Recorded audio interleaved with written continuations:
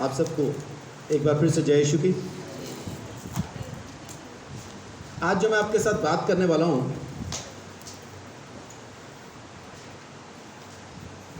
उसको थोड़ा गौर से और थोड़ा ध्यान से समझने की कोशिश कीजिए, क्योंकि वो संसार के लिए तो मजाक है। जैसा अभी अभी हिंदू बहन की गवाही में हमें सुनने को मिला कि एक भाई है जो इन बातों को झूठ मानता है। संसार के लिए ये बातें मजाक हैं, लेकिन हमारे लिए ये उस खुदा की ताकत है, उसकी कुव्वत है, उसकी सामर्थ है। आप मेरे साथ निकालिए पहला कुरिन्थियों पहला ही अध्याय और उसकी 18 आयत। क्योंकि क्रूस की कथा नाश होने वालों के लिए मूर्खता है, परंतु हम उद्धार पाने वालों के लिए परमेश्वर की सामर्थ्य है। आमीन। बाइबल कहती है और साफ कहती है, पौलुस ने यहाँ पे बड़े अच्छे से लिखा कि क्रूस की कथा नाश होने वालों के लिए मूर्खता है। किस तरह से? क्योंकि लोग कहते हैं कि जब वो खुद को ना बचा पाया, हमें क्या बचाएगा। परमेश्वर की क्रूस की ताकत, प्रभु यीशु मसीह के क्रूस की ताकत, जब तक कोई उसको समझ ना पाए, जब तक उस किसी को ये समझ में ना आए, उसके लिए ये मूर्खता ही है। लेकिन आप इस पे देखें, बाइबल में इसको क्या टाइटल दिया गया है? मसीह परमेश्वर का ज्ञान और सामर्थ्य है। प्रभु यीशु मसीह परमेश्वर का ज्ञान है, प्रभु यीशु मसीह परमेश्वर की सामर्थ्य है। आमीन। उद्धार पाने वालों के लिए परमेश्वर की सामर्थ्य है। क्या चीज? क्रूस की कथा। ये वो कथा है, ये वो कहानी है जो हम सुनाते नहीं। ये सुनाने में हमें शर्म आती है, या सुनाने के लिए हमें लगता है मुझे सुनानी नहीं आती, या हमारे पास टाइम नहीं है, या कोई सुनेगा नहीं, ऐसा बोल के। और भी कुछ कथाएं हैं जो दूसरे लोग सुनाया करते हैं और बड़े पूरे धड़ल्ले से सुनाया करते हैं, है ना, छाती ठोक के सुनाते हैं। कोई सुने ना सुने, उनको इस चीज़ से फर्क नहीं पड़ता, उनका काम है सुनाना। वो सुना रहे हैं। हम क्रूस की कथा को सुना पा रहे हैं क्या? क्योंकि ये क्रूस की कथा परमेश्वर की सामर्थ्य है। सूली पे चढ़ के मरा यीशु मसीह, मुर्दों में से जी उठा प्रभु यीशु मसीह, परमेश्वर की सामर्थ्य है। क्योंकि अगर हम बाकी संसार से अलग हुए हैं तो अलग होने का क्या कारण है? अलग होने का कारण क्रूस की कथा ही तो है। बाकी सब तो बराबर है, बाकी सब तो एक जैसा ही है। शिक्षाएं वहाँ भी हैं, शिक्षाएं यहाँ भी हैं, चमत्कार वहाँ भी हैं, चमत्कार यहाँ भी हैं। बाकी सब तो एक जैसा ही है। अगर क्रूस की कथा बीच में से निकाल दो तो सब कहानी एक जैसी है। फिर यीशु में और बाकियों में आपको फर्क नजर नहीं आता। लेकिन जैसा ही क्रूस की कहानी आती है तो सारे का सारा फर्क इस क्रूस की कहानी में ही है, इसी कथा में। क्योंकि आज तक कभी कोई किसी के लिए नहीं मरा। हाँ, लोगों ने मार दिया, वो अलग चीज़ है। आपस में कुछ लड़ाई थी, आपस में कोई झगड़ा था, आपस में कोई भेदभाव था तो मार दिया गया, तो अलग बात है। लेकिन जो मरा वो मर ही गया, मुर्दों में से कभी उठा नहीं। और कोई पहले कह के नहीं मरा कि कब मरेगा और किस तरह से मरेगा। यीशु मसीह मरने से पहले बोल रहा है 2 दिन बाद मुझे मारेंगे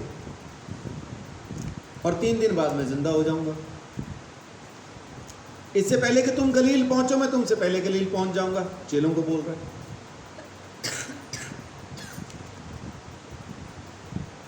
यूहन्ना 3 अध्याय के अंदर निकोदेमुस जब आके यीशु मसीह से कहता है कि मैं कैसे जानूं उद्धार पाने के लिए क्या करूं, तब यीशु मसीह उसको 3:14 में बोलता है, जिस तरह से मूसा ने सांप को ऊंचे पर लटकाया था, वैसा ही मनुष्य के पुत्र को भी ऊंचे पर लटकाया जाना जरूरी है। और उस लटके हुए यीशु मसीह पर जो विश्वास करेगा वो अनंत जीवन पाएगा। तब तक तो यीशु मसीह का विरोध भी नहीं हुआ था, तब तक तो लोग यीशु को मारना भी नहीं चाहते थे। इससे पहले कि लोगों के ख्याल में ये बात आती कि हमें यीशु मसीह को मारना है, प्रभु यीशु मसीह पहले से इस क्रूस के बारे में बताते आ रहे हैं, मैं इस तरह से मरूंगा, इस तरह से लोग मुझे मारेंगे। क्रूस की कथा बड़ी ज़रूरी है हर एक विश्वासी की ज़िंदगी में। जिसकी ज़िंदगी में ये क्रूस की कहानी नहीं है, इसका मतलब अभी तक वो यीशु मसीह को जानता नहीं। क्यों? क्योंकि क्रूस की कथा में ही परमेश्वर की सामर्थ है। हम प्रभु को जानते हैं, हम प्रभु को मानते हैं, हमने तो सब छोड़ दिया, पिछले 10 साल से चर्च में जा रहे हैं, इन बातों से कुछ फर्क नहीं पड़ेगा। आप और अगले 110 साल तक चर्च में आते रहो, कुछ फर्क नहीं पड़ेगा। अगर फर्क पड़ेगा तो क्रूस की कथा से पड़ेगा, यीशु मसीह से पड़ेगा। कौन से यीशु मसीह से? उस यीशु मसीह से जो मुर्दों में से जी उठा। क्या प्रभु यीशु मसीह जब जमीन पे था, जब पैदा हुआ, तो क्या पूरा मनुष्य था या तब भी वो परमेश्वर था? जब वो जमीन पे पैदा हुआ पूरा मनुष्य था। परमेश्वर होने के अधिकार को उसने त्याग दिया था। फिलिपियों 2 अध्याय में लिखा है। फिलिपियों 2 का 6 से पढ़ के देखिए एक बार आप।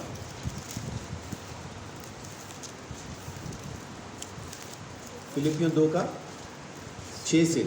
जिसने परमेश्वर के स्वरूप में होकर भी परमेश्वर के तुल्य होने को अपने वश में रखने की वस्तु ना समझा, वरन अपने आप को ऐसा शून्य कर दिया और दास का स्वरूप धारण किया और मनुष्य की समानता में हो गया। किसकी समानता में?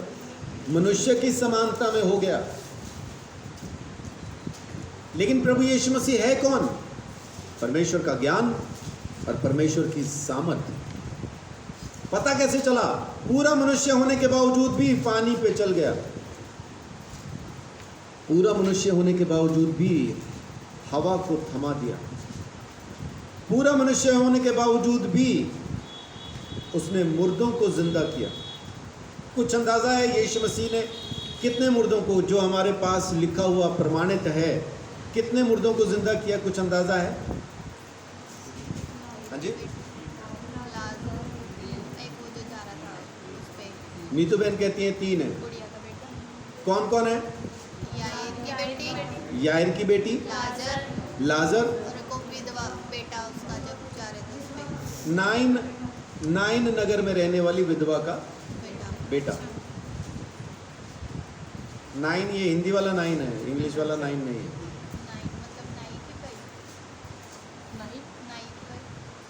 नाइन शहर का नाम था, 9। वहाँ की एक विधवा का बेटा मर गया। यीशु मसीह एंटर कर रहा था, वो लोग बाहर आ रहे थे, तो दरवाजे पे मुलाकात हुई, यीशु ने उसको जिंदा कर दिया। तो 3 का अपने पास प्रूफ है, रिटन प्रूफ है।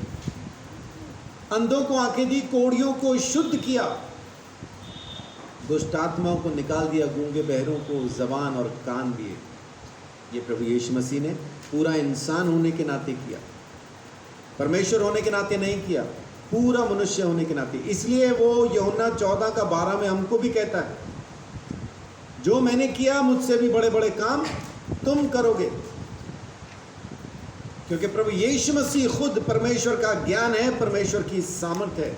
चर्च में आने से नहीं होता कुछ भी, यीशु मसीह को जानने से सब कुछ होता है। इसलिए चर्च के अंदर पास्टर कोई बहुत अलग से कोई बहुत बड़ी तोप नहीं है। पास्टर भी उसी भीड़ के अंदर का ही एक शख्स है। बस परमेश्वर के साथ रह के, उसके पास समय बिता के, उसके वचन को पढ़ने की वजह से उसको थोड़ा नज़दीक से जानना शुरू किया। परमेश्वर ने उसको दूसरों को समझाने के लिए सामने बैठा दिया, बस इतना ही है। पास्टर में और सामने बैठे लोगों में फ़र्क क्या है? आप लोग इधर को मुंह करके बैठते हैं, मैं इधर को मुंह करके बैठता हूँ, बस इतना ही फ़र्क है, और कोई फ़र्क नहीं। यीशु मसीह को जानने वाला हर एक शख्स वो कर सकता है जो यीशु मसीह ने किया, उससे भी बड़े काम वो कर सकता है। ये पास्टर होने के नाते हम आपको दबा के रखना चाहते हैं, कहीं आप बढ़ ना जाएं। आप बढ़ जाएंगे तो हमें कौन पूछेगा?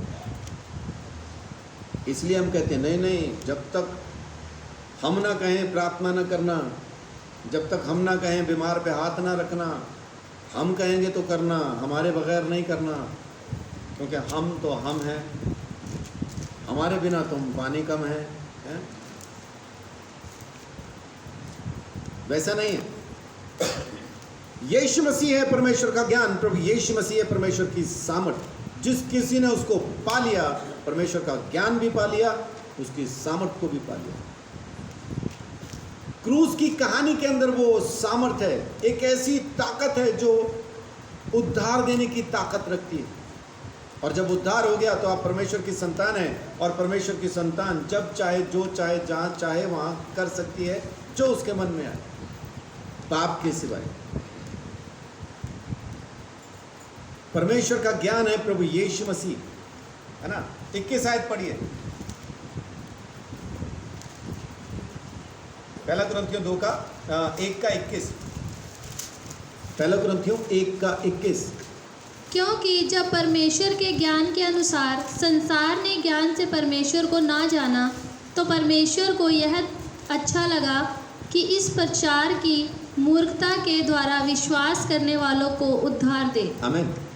उसने ज्ञान से लोगों को बताना चाहा, बड़े बड़े विद्वान लोग भेजे, अपने नबी लोग भेजे, ज्ञान से समझ में नहीं आया लोगों को। परमेश्वर कह रहे ले फिर सब पलट दो, ज्ञान को उठाया साइड में रख दिया, मूर्खता का प्रचार करो। क्या है मूर्खता का प्रचार? वो मारा गया, गाड़ा गया, तीसरे दिन मुर्दों में से जी उठा, तुम्हारा उद्धार हो गया। ये मूर्खता का प्रचार है। लोग हंसते हैं हम पे, ऐसा थोड़े होता है ऐसा ही होता है। इसी मूर्खता के अंदर परमेश्वर का ज्ञान है, इसी मूर्खता में परमेश्वर की सामर्थ है, सब इसी में छुपा है। लेकिन लोग इस बात का विश्वास नहीं कर पाते। आज भी लोग क्या कहते हैं कि क्या कोई किसी दूसरे के पापों को उठा सकता है? ये नहीं हो सकता, सबको अपना अपना ही बोझ उठाना पड़ेगा। लोग ये कहते हैं, मैं भी कहता हूं, आप सच कह रहे हैं। अगर यीशु मसीह नहीं है जिसने आपका बोझ उठा लिया, तो आपको अपना बोझ खुद ही उठाना है। और आप खुद अपना बोझ लेके स्वर्ग राज्य के अंदर प्रवेश करना तो दूर, उसके नजदीक भी पहुंच ना पाए। जैसा कि मैं आमतौर पे कहता हूं, दिन में अगर 3 पाप करें तो महीने में कितने हुए? दिन में 3, महीने में कितने? 90। साल में कितने हुए? हाँ जी,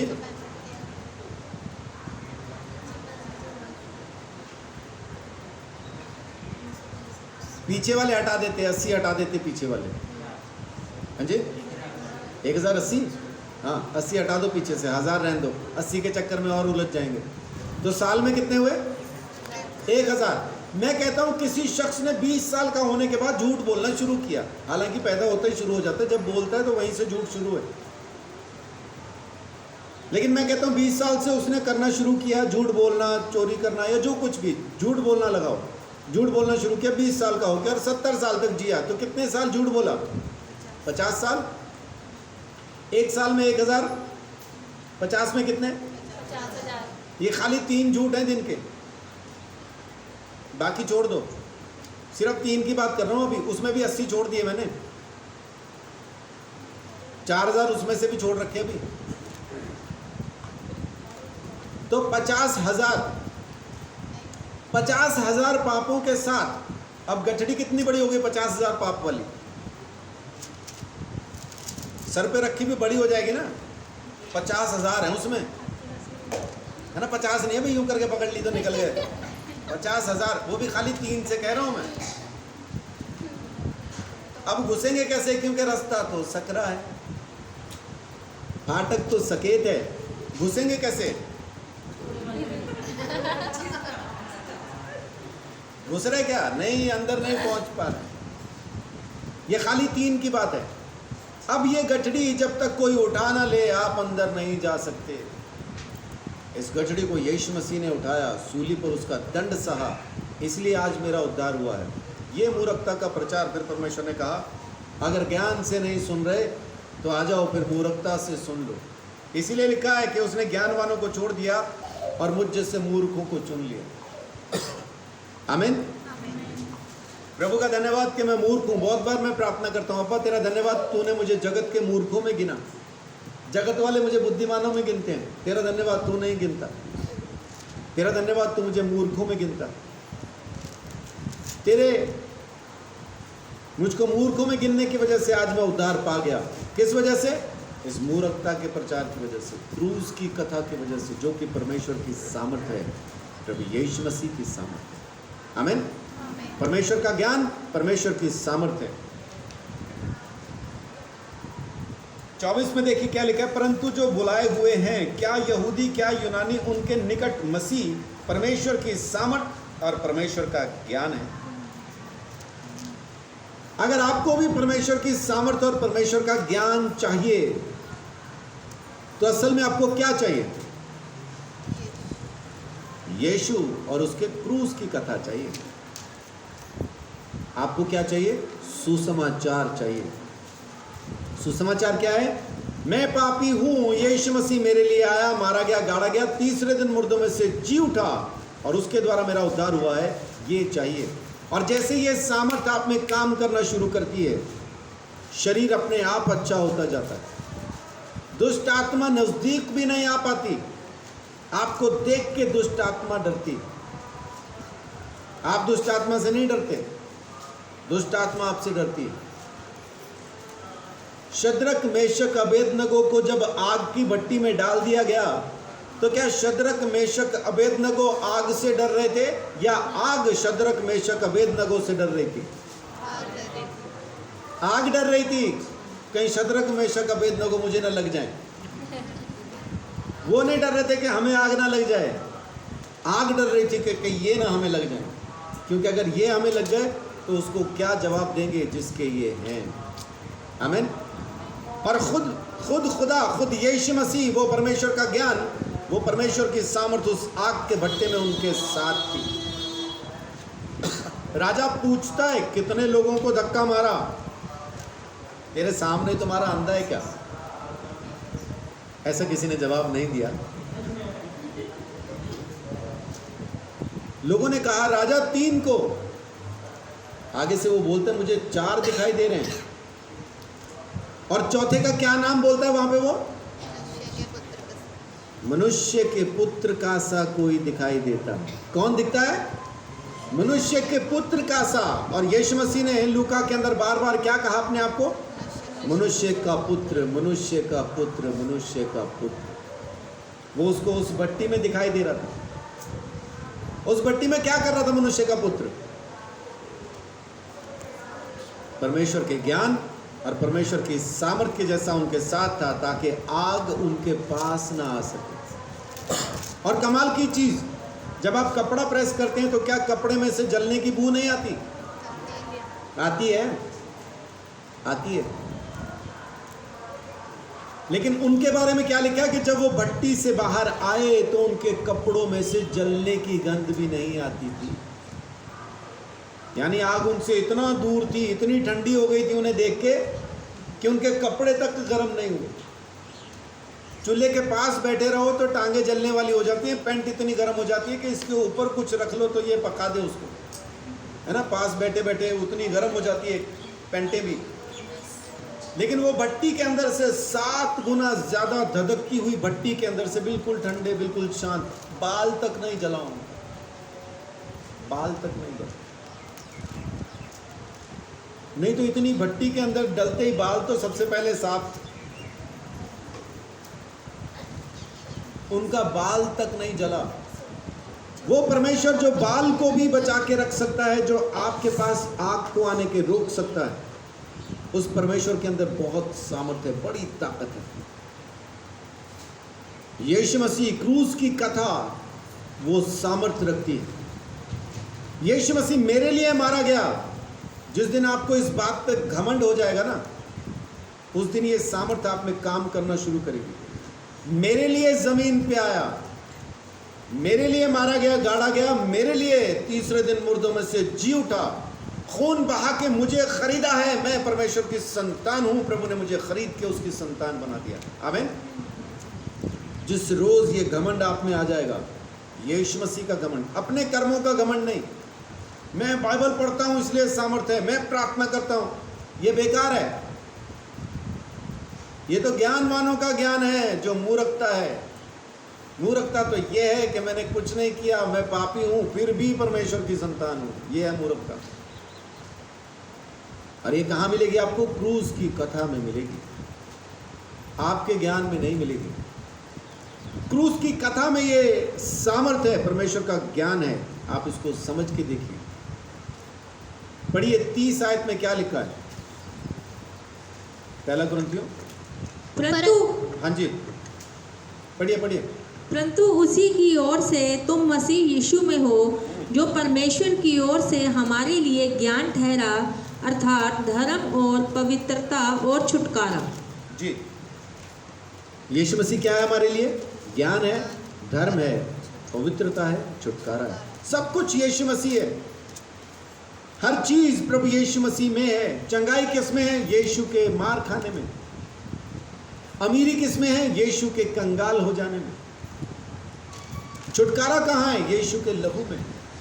पवित्रता कहाँ है? यीशु में, उसके वचनों में। बस उसकी बातों को सुने, उसकी बातों को माने, उसके पीछे चलें, बाकी सब चीजें अपने आप होती जाएंगी। आप किसी को जानना चाहें तो कैसे जान पाएंगे अच्छा है कि खराब है? उसके साथ रह के उसकी बातों को सुन के और मान के आपको पता चलेगा। उसकी बातों से पता चलेगा धोखेबाज है कि सही बोलता है। अगर उसकी बातों में धोखा है तो आप दूसरों को भी कहेंगे अरे चालू आदमी, इससे बच के रहना, अरे झूठ बोलता है, मेरे 5000 खा गया, तेरी भी खा जाएगा। जैसे एक हमारे अंबाला के मशहूर एक संगीतज्ञ हैं, साज बजाते हैं, उनकी मुलाकात मुझसे हो गई। कुछ दूसरे लोगों ने भी देखा, दूसरे कलाकारों ने भी उनको मेरे साथ देखा, तो तुरंत मुझे आगाह किया, बच के रहना, ये पैसे मांगेगा और फिर देगा नहीं। मैंने बोला शायद जलते होंगे आपस में, इसलिए ऐसा। कुछ दिनों के बाद मुझे वाकई फोन आ गया कि मुझे इतने पैसों की सख्त ज़रूरत है, तो मुझे याद आ गया, बच के रहना रे बाबा।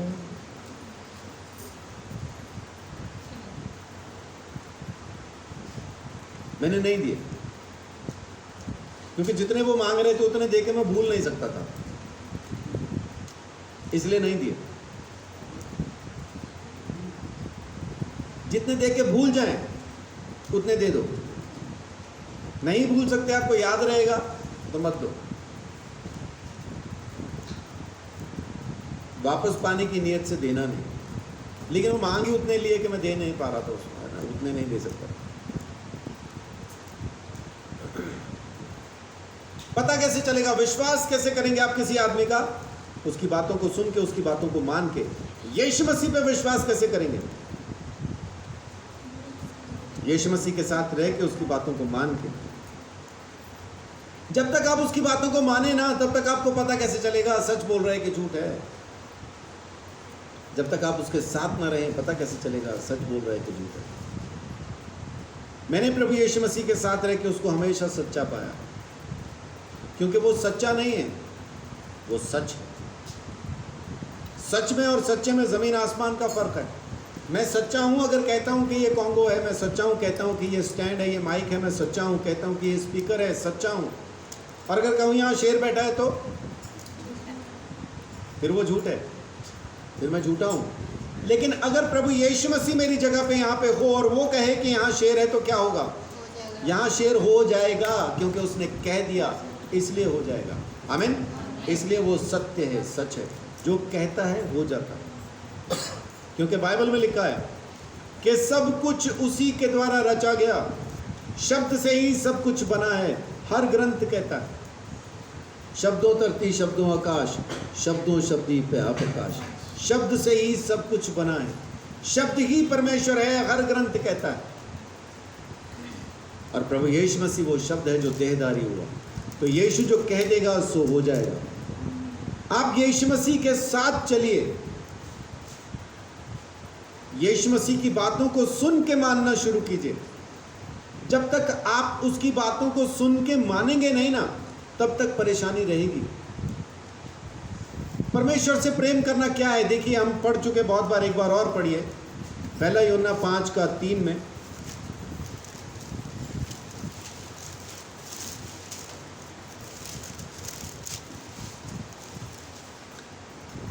क्योंकि परमेश्वर से प्रेम रखना यह है कि हम उसकी आज्ञाओं को माने और उसकी आज्ञाएं कठिन नहीं।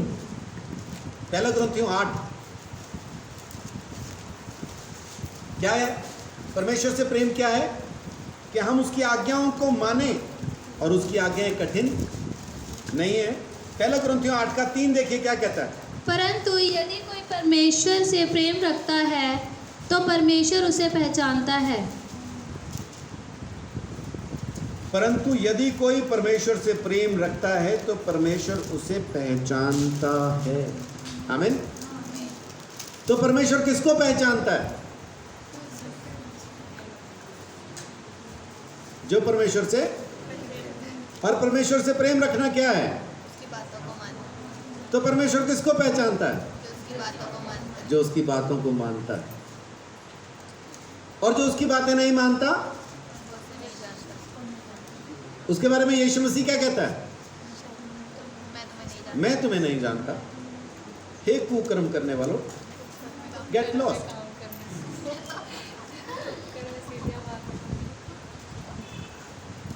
क्या बोलता है परमेश्वर उसके बारे में? प्रभु यीशु मसीह क्या कहता है? हे कुकर्म करने वालों, मैं तुम्हें नहीं जानता। किसको जानता है? जो उसकी बातों को मानता जो उसकी बातों को मानता है, परमेश्वर उसको पहचानता है। आप क्या चाहते हैं? परमेश्वर आपको पहचाने या ना पहचाने? पहचाने। तो उसके लिए करना क्या पड़ेगा? परमेश्वर से प्रेम करो। प्रेम कैसे करेंगे? उसकी बातों को सुनो और मानो। हम अपने बच्चों के बारे में बड़े उससे कह देते हैं, बड़े नाराज भी होके कहते हैं जी हमारी बात नहीं सुनता। परमेश्वर तो नहीं कह देगा कभी मेरी बात नहीं सुनता। हम सारा कुछ वो करते हैं जो हमारे मन में आता। परमेश्वर की आवाज को सुन पा रहे हैं क्या? परमेश्वर की बातों को मान पा रहे हैं क्या?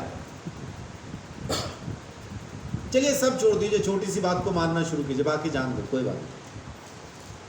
छोटी सी बात, अपने दुश्मनों से प्रेम करो।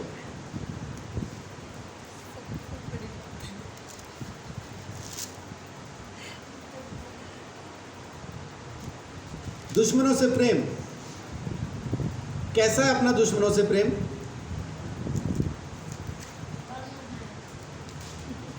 गले मिलते हैं हम दुश्मनों को, परमेश्वर के सामने प्रार्थना करके गले मिलते हैं। प्रभु ऐसी ताकत दे दे हड्डियां ही तोड़ दूं। वो गले मिले तो आवाज यह है कि बस छोड़ो तो खड़ा ना हो, बिखर जाएगा।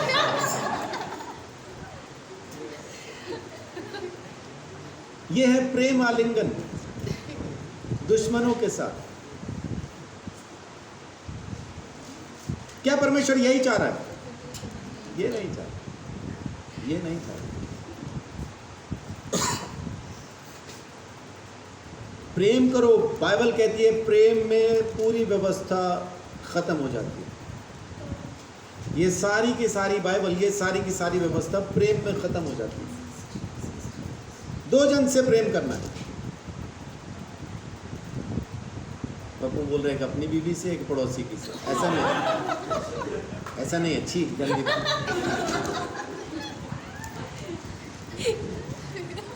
दो जन से प्रेम करना है। किस किस से? परमेश्वर से और इंसान से, बस दो से। परमेश्वर से मोहब्बत करें और इंसान से। इंसान में सब आते हैं, अपने पराए, अपने प्रिय और अपने दुश्मन सब आते हैं। तो परमेश्वर से मोहब्बत करें, इंसान से मोहब्बत करें, बस इतना काफी है। वो सब व्यभिचार न कर, चोरी न कर, खून न कर, लालच न कर, वो तमाम चीजें अपने आप पूरी हो जाती हैं, क्योंकि जिससे प्रेम है वहां पे ऐसी चीज नहीं होती। जिससे आप प्रेम करते हैं उसकी चीज नहीं चुराते। चीज किसकी चुराते हैं? जहां पे पता हो कि अपना नहीं है, वहां चोरी होती है। चोरी वहाँ नहीं होती जहाँ पे अपनापन हो। अपने घर के अंदर पैसे पड़े रहते हैं, कौन चुराता है? कोई नहीं चुराता। लेकिन कुछ बीवियों की आदत होती है। वो कारण क्या? पति से ज़्यादा उनको गांधी जी से मोहब्बत है ना। पति भी पूरा खर्चा नहीं दे रहा होगा, इसलिए फिर वो थोड़ा सा खर्चा खुद ले लेती है। जिस बीवी को पूरा खर्चा मिल रहा हो वो चोरी नहीं करती, बल्कि उल्टा आके पति को डांटती है। ये जेब में इतने सारे पैसे थे, धोने के लिए पैंट दे दी, पहले देख लिया करो, है ना, वापस आ जाते पैसे। लेकिन जहाँ पे खर्चा नहीं दे रहा या फिर पत्नी को गांधी जी से ज़्यादा मोहब्बत है, वहाँ पैसे गायब हो जाते हैं अचानक से, पता नहीं कहाँ गए। कहना क्या चाह रहा हूँ? कहना ये चाहता हूँ कि अगर आप चाहते हैं कि परमेश्वर आपको पहचाने तो आप उससे मोहब्बत करें। और मोहब्बत क्या है? कि आप उसकी बातों को मानें। और मानना किसकी बात है? परमेश्वर ने क्या कहा? किसकी बात मानो? मत्ती 17 अध्याय।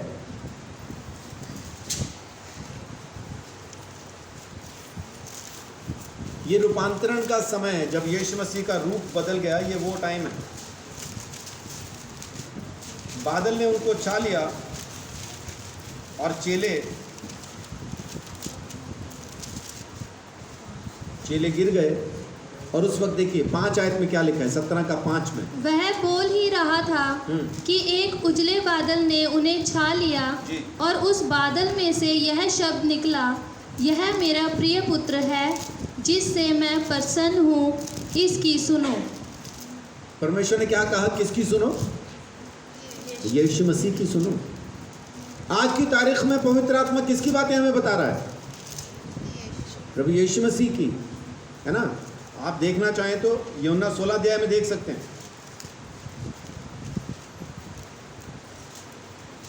यूहन्ना 16 के अंदर यीशु मसीह ने इस बात को क्लियर कर दिया।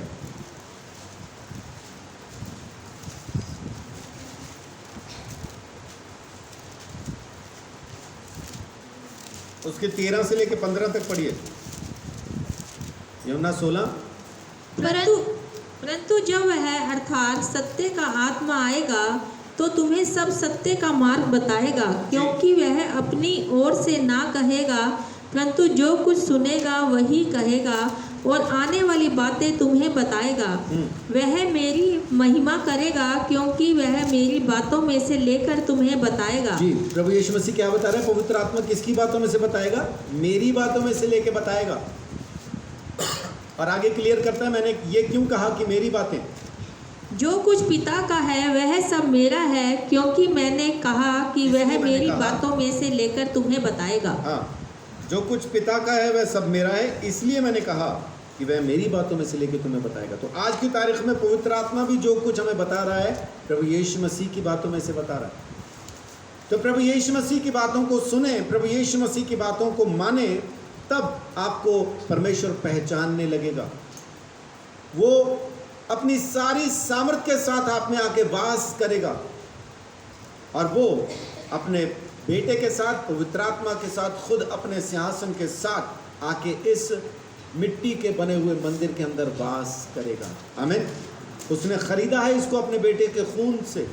ये प्रॉपर्टी सस्ती नहीं है, ये प्रॉपर्टी सस्ती नहीं है। इसका दाम क्या है? परमेश्वर के बेटे का पवित्र लहू हर जगह नहीं मिलता। किसी बैंक में मिलेगा नहीं, किसी साहूकार के पास मिलेगा नहीं, किसी अवतार के पास मिलेगा नहीं, पीर पैगंबर किसी गुरु के पास मिलेगा नहीं। मिलेगा सिर्फ परमेश्वर के पास, क्योंकि उसका अपना बेटा है। जिसके लिए कुर्बान करना चाहे उसी के लिए होता है। ये प्रॉपर्टी सस्ती नहीं है। परमेश्वर ने अपने बेटे के खून से इसे खरीदा और वो चाहता है कि मैं अपने इस घर में आके रहूं, पोजेशन लूं। पोजेशन को हिंदी में क्या कहेंगे? कब्जा ले लूं।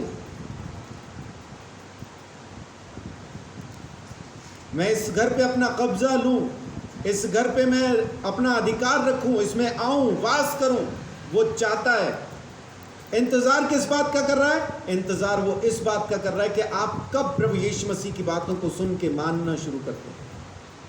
जैसे आप उसकी बातों को सुन के मानेंगे तो यीशु मसीह परमेश्वर का ज्ञान है, परमेश्वर की सामर्थ्य है। आमीन। और ये खाली बातें नहीं है, यीशु हमारा प्रभु है जी, हम तो प्रभु को कब से मानते हैं जी, ये खाली बातें नहीं है। देखिए 1 कुरिन्थियों 4 अध्याय, मेरा ख्याल उसकी 18 आयत से पढ़िए। कुछ तो ऐसे फूल गए हैं मानो मैं तुम्हारे पास आने का नहीं, परंतु प्रभु ने चाहा तो मैं तुम्हारे पास शीघ्र ही आऊंगा और उन फूले हुओं की बातों को नहीं। देखिए क्या कह रहा है, कुछ तो फूल गए हैं। फूल गए माने वो आएगा थोड़ी, वो नहीं आएगा, अरे वो तो पकड़ा गया, मर जाएगा, खत्म हो गया, क्योंकि उनको यीशु मसीह की बातें सुननी नहीं है, परमेश्वर की बातें माननी नहीं है। वो कह रहे हैं मैं जल्दी आऊँगा, लेकिन उन फूले हुओं की वजह से नहीं। क्या कहता है, परंतु प्रभु ने चाहा तो मैं तुम्हारे पास शीघ्र ही आऊँगा और उन फूले हुओं की बातों को नहीं, आगे, परंतु उनकी सामर्थ्य और सामर्थ्य को जान लूंगा। क्या कहता है, बातों को नहीं, सामर्थ्य को जान लूंगा। बहुत से लोग ज्ञान की बातें करते हैं, परमेश्वर ये है, परमेश्वर ऐसा है, परमेश्वर वैसा है, परमेश्वर कौन है, परमेश्वर यूं है, तुम नहीं जानते, हम जानते हैं, हमारे अंदर वाले कमरे में रहता है, तुम्हें तो पता ही नहीं। पौलुस कहता है बातों से नहीं, सामर्थ्य से जान लूंगा कि परमेश्वर को जानते हैं कि नहीं जानते। अगर कोई परमेश्वर को जानता है और उसमें वो सामर्थ्य काम नहीं कर रही तो झूठ बोल रहा है, अभी तक वो परमेश्वर को जानता नहीं है ना। पढ़िए 20 आयत। क्योंकि परमेश्वर का राज्य बातों में नहीं परंतु सामर्थ्य में है। आमीन। परमेश्वर का राज्य किस में है, सामर्थ्य में, बातों में नहीं है। लोग खाली बातें कर रहे हैं, ये है जी, वो है जी, फलान है जी, धमकान है जी, वो भी आया था, वो भी गया था, ये पैदा हुआ, वो मर गया, वो जी उठा, बातें हैं खाली। परमेश्वर की सामर्थ्य से समझ में आएगा सच बोल रहे हैं कि क्या बोल रहे हैं। बहुत बार लोग मुझे बोलते जी मैंने पवित्र आत्मा का वरदान पाया। मैं पूछता हूँ मैंने पवित्र आत्मा पाया है? लोग कहते हैं वरदान क्या पाया? मैं पूछता हूँ तो बोलते हैं अन्य भाषा।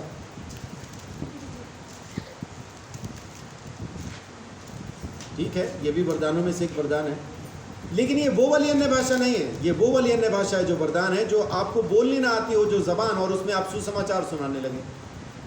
आप अचानक से रशियन बोलना शुरू कर दें, क्योंकि उस इलाके के अंदर लोग रशियन बोलते हैं।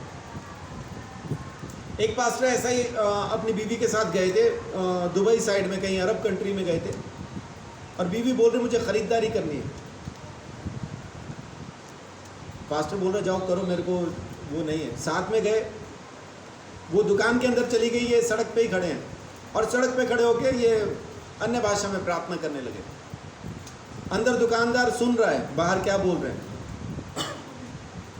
बीवी ने चीज़ खरीद ली, मान लीजिए 10,000 की खरीद ली। जब वो पैसा देने लगी तो ये बोलता है नहीं जी आप ये रख लो, आपसे पैसा नहीं लूँगा।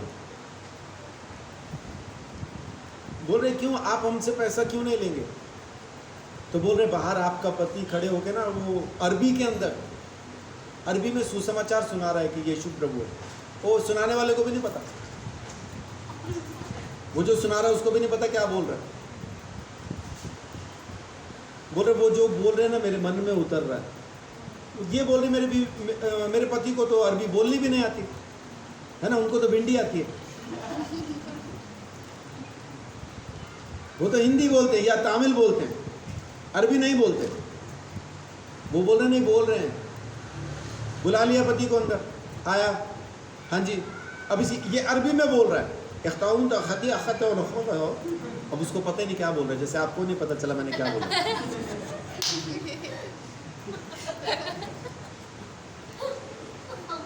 वो देख रहा क्या, बोले बाहर तो अरबी बोल रहे थे। कह रहा अरबी नहीं आता मेरे को नहीं आता जी, अरबी नहीं आता।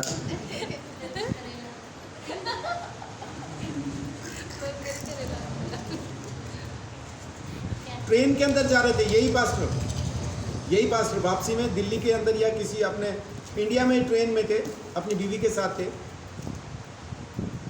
और रात में इनको अगुवाई हुई, प्रार्थना की, उठ के बैठ गए। अन्य भाषा में प्रार्थना शुरू कर दिया। एक और औरत थी डिब्बे में। अगले दिन सुबह वो इनकी बीवी को बोल रही है, आपके पति मेरे को जानते हैं क्या?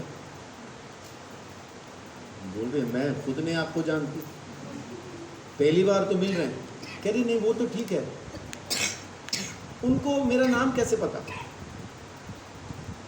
बीवी बोल रही हुआ क्या? बोल रही रात को जब वो 2:30 बजे बैठ के कुछ बोल रहे थे ना, तो मेरा नाम लेके बोल रहे थे और मेरी हर एक बीमारी के बारे में बोल रहे थे, और जैसे जैसे वो बोलते गए वैसे वैसे मेरी बीमारी ठीक होती चली गई। ये अन्य भाषा, इसको कहते हैं वरदान अन्य भाषा का।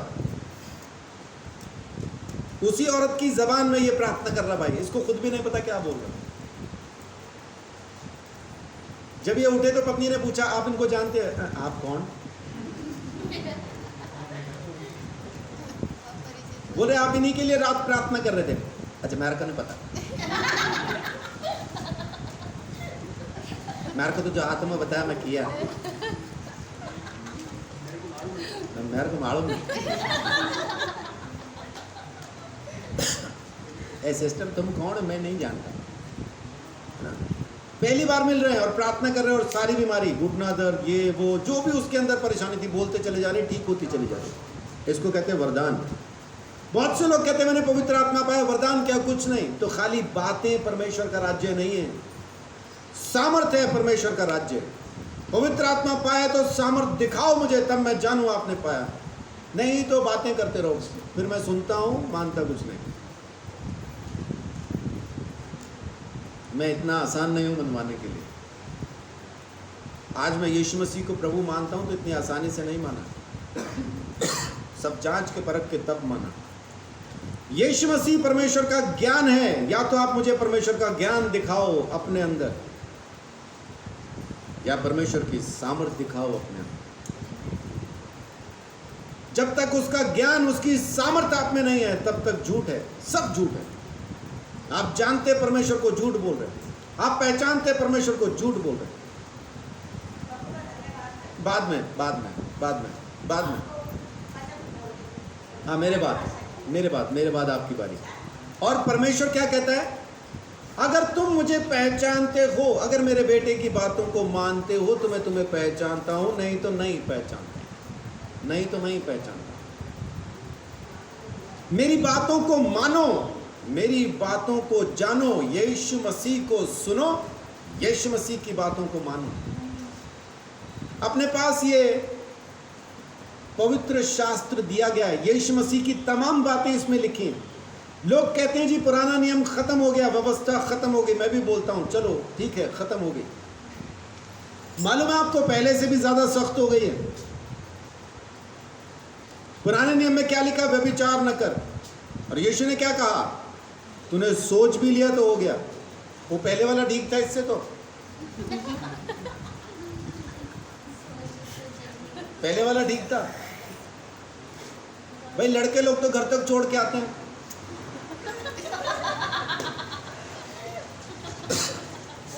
और जहन में पता नहीं कहां पहुंचा देते उसको।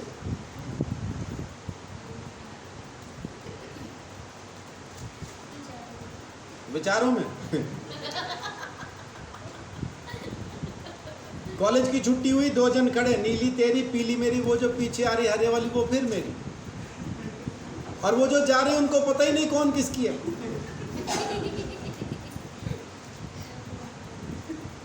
इससे तो पहले वाला सही था। व्यभिचार करो तो पापी हैं। यीशु मसीह कह रहा है सोच भी लिया तो हो गया।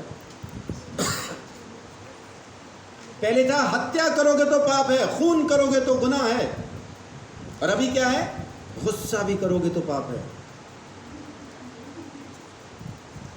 अपने भाई को निकम्मा कह दिया तो नरक की आग में जाओगे, यीशु मसीह बोल रहे।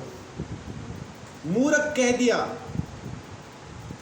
लड़कियों का स्वभाव लगे, पता नहीं क्यों गाली देती।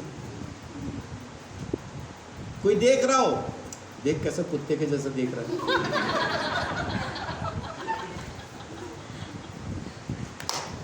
और अगर ना देख रहा हो, कुत्ता देख भी नहीं रहा।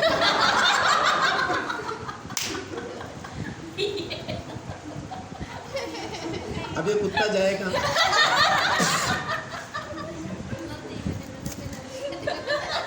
गाली भी दी तो परमेश्वर कहता है इसका दंड है, यीशु मसीह कहता है। इससे अच्छा पहला था, इससे अच्छा पहला था। यीशु मसीह की बातें पहले से ज़्यादा सख्त हैं। लोग सोचते हैं ना अनुग्रह में आ गए, तसल्ली हो गई, व्यवस्था मानने की ज़रूरत नहीं। यीशु मसीह की बातों को गौर से सुनो, पहले से ज़्यादा सख्त है उसकी बात। उसको पहले से ज़्यादा पवित्रता चाहिए, उसको पहले से ज़्यादा शुद्धता चाहिए, उसको पहले से ज़्यादा परमेश्वर के साथ संबंध चाहिए। तब परमेश्वर कहेगा मैं तुम्हें पहचानता हूँ, तब देगा वो अपना ज्ञान भी और अपनी सामर्थ्य भी। आमीन।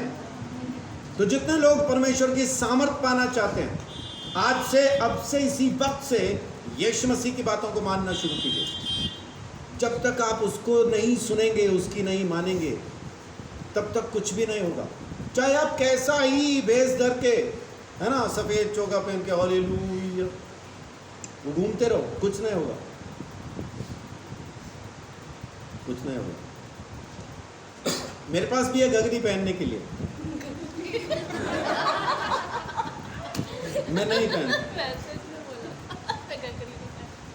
मैं नहीं पहनता। क्यों? मुझे मालूम है परमेश्वर को मैं ऐसा भी पसंद हूँ और वैसा भी नापसंद हूँ। तो मैं क्या हूँ मैं जानता हूँ। मेरी वर्दी से, मेरे भेष से परमेश्वर मुझसे प्रेम नहीं करेगा, मेरी सोच की वजह से करेगा, मेरे विचार की वजह से करेगा। मैं सोचता क्या हूँ, मैं विचारता कैसे हूँ, परमेश्वर उसके हिसाब से मुझसे या तो मोहब्बत रखेगा या तो मुझे नहीं पहचानेगा।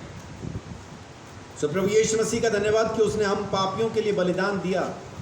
ये क्रूस की कथा मूर्खता है उन लोगों के लिए जो नाश होने वाले हैं, लेकिन परमेश्वर का ज्ञान और परमेश्वर की सामर्थ है उनके लिए जो यीशु मसीह को अपना प्रभु स्वीकार करके परमेश्वर के पीछे चलते हैं।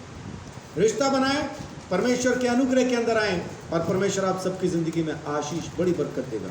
आमीन। आप सबको प्रभु आशीष दे, बड़ी बरकत दे।